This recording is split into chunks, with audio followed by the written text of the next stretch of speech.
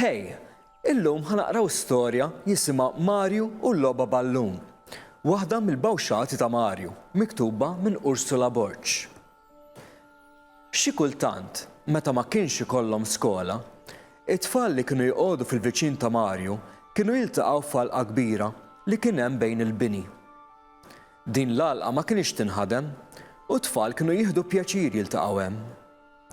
Kienu jinġabru fi gruppi, min joqgħod ipaċpaċ, min jillatika fuq xi logħba futbol li jkurra, jew jgħidu x'għamlu l-iskola. Insomma, kont tarhom jitqu, jitmasħnu jew jirrakkuntaw xi praspura li kienu għamlu. Kien ikun hemm subien u bniet. Ġeneralment is-subien għalihom u l-bniet għalihom. X'in jixbgħu ipaċbċu, kien jibda l-logħb.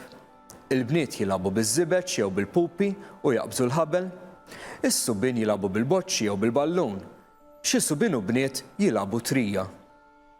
Mario kien jagħmel bħal tfal l-oħra. Meta jkun jista' kien jitlaq lejn l-għalqa biex jilgħab ma' sħabu. Kien jieħu pjaċir joqgħod ipaċpaċ u jargumenta fuq xi partita jew fuq xi ħaġa li jkun sema lew li tkun ġrat fl-aħħar jiem.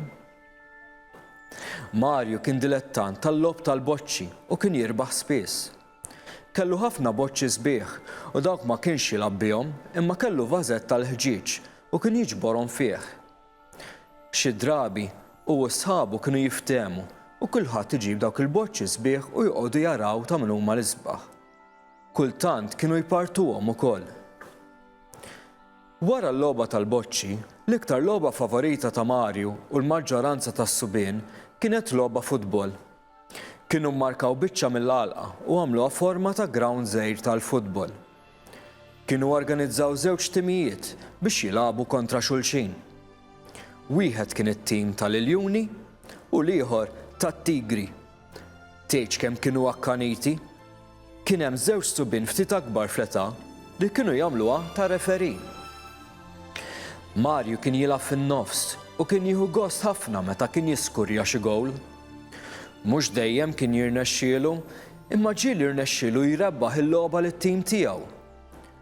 Ġurnata minnhom kienet festa pubblika u t-tfal ħatfu l-okkażjoni biex jinġabru fl-għalqa ħalli joqogħdu jilagħbu. Mario u sħabu iddeċidew li jilagħbu logħba futbol. Wara li nġabar kulħadd u ġie r-referi, kulħadd sab postu u bdiet il-logħba. It-tim ta' kontra Mario beda jilgħab tajjeb u ma damux ma skurjaw gowl. Għat-tim ta' Mario din kienet sfida u tgħidx kemm tħabtu biex jippruvaw jiskurjaw huma wkoll. Mario beda jagħmel ħiltu kollha biex forsi jiskurja, imma x-xorti donna ma kinitx miegħu għax il-ballun beda jaħbatlu mal-lasta jew kien qed jixxutja għoli. Insomma, ma ridx jaf il-logħb. F'ħin minnhom ġie l-ballun f'saqajh u tant taħdaqqa ta' siq qawwija li l-ballun baqa' sejjer u f'qatieqa ta' binjal tal-naħħa minnhom kienet tagħti fuq l-għalqa. Mal-ħoss qawwi ta' ħġieġ jinkiser, kulħadd waqaf iċċassat iħares lejn it-tieqa mkisra. F'daqqa waħda ir-raġel li kien joqgħod dik id-dar ittawwal mit-tieqa ta' ma' ġenb dik l-imkisra u beda jgħajjad kemm jiflaħ. Kulħadd weħel ma' rasu.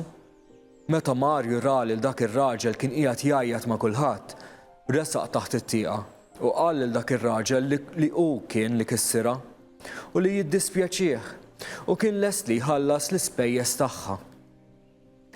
Dak ir-raġel ikkalma ftit wara li ra li Mario ma kienx għamilha apposta u li kien iddispjaċih.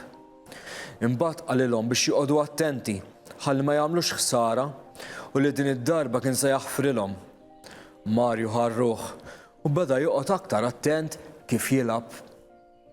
Allura, intom ġieli ġratilkom xi waħda bħal Mario, ġieli kissirtu xi tieqa jew? Komplu nsiru iktar nafu fuq Mario darb'oħra.